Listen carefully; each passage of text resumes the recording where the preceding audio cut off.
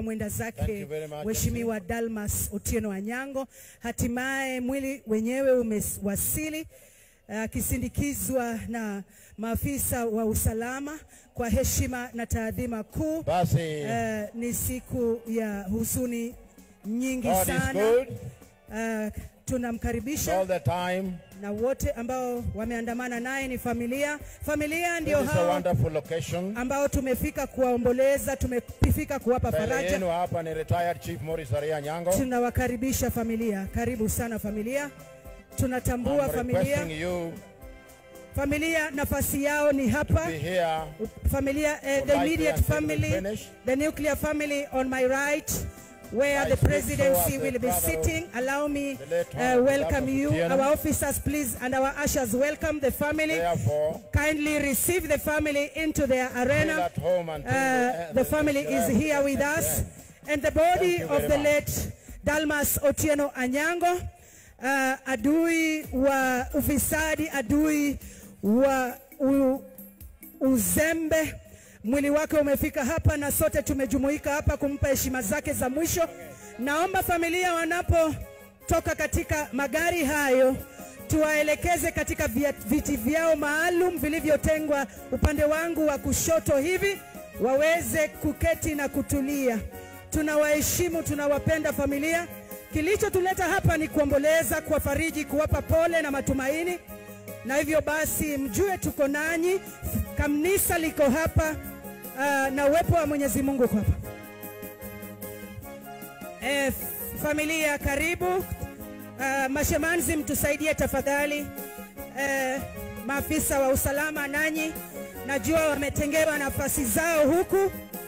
Wanapoingia katika jukwaa lao tuwape nafasi, tujue wanaomboleza kifo cha mtu wa maana, mtu wa kipekee sana, mzalendo. Ni pigo kubwa kwetu kama Wakenya, ni pigo kubwa sana.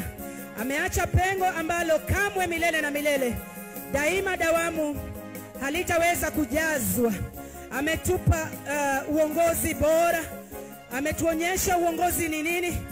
Alisimama kidete kwa sera za taifa, uongozi wake ukielekezwa na kanuni na sera za taifa, bila ubaguzi, bila ufisadi, bila wizi. Uongozi shupavu, uongozi ambao tunatarajia viongozi wetu wote walio hapa waweze kuiga. Ni siku ya kipekee ya kutafakari na kukumbuka makuu aliyoyafanya katika taifa letu. Sisi kama Wakenya na wanakaunti wa Migori, Rongo University tukiwa ndani yake, tunaomboleza kifo cha mtu mashuhuri sana, mtu wa kipekee, mtu ambaye tawasifu yake ni kama maelezo ambayo viongozi wengine wanastahili kuiga na kufuata. Tunamheshimu hadi katika kifo chake, tunamheshimu hata katika mauti, na ndio maana leo hii tuko hapa kusimama na familia yake. Familia ndio hii imefika. Tafadhali kama kuna watu ambao wastahili kuwa katika hema hii waondoke, maana wale tunaowaheshimu zaidi ambayo ni familia tayari wamefika. Mama karibu, watoto wajukuu karibu. Tunawakaribisha na tunawapa pole zetu. Leo ni kuwapa faraja, kuomboleza pamoja nanyi, kusema ni pole sana, na kwa kumshukuru Mungu kwa kutupa nafasi naye Mheshimiwa Dalmas Otieno Anyango. Hema hii ni ya familia, nuclear family only, immediate family of the late Dalmas Otieno Anyango only. Extended family please. Please, the other tent is left aside for the extended family, where Nyabe is. Caroline Oyata is there. She's receiving other family members. But this tent is for the presidency and the nuclear family, the sons, the daughters, the wives of the late Dalmas Otieno Anyango. This particular tent is set aside for the presidency and the family.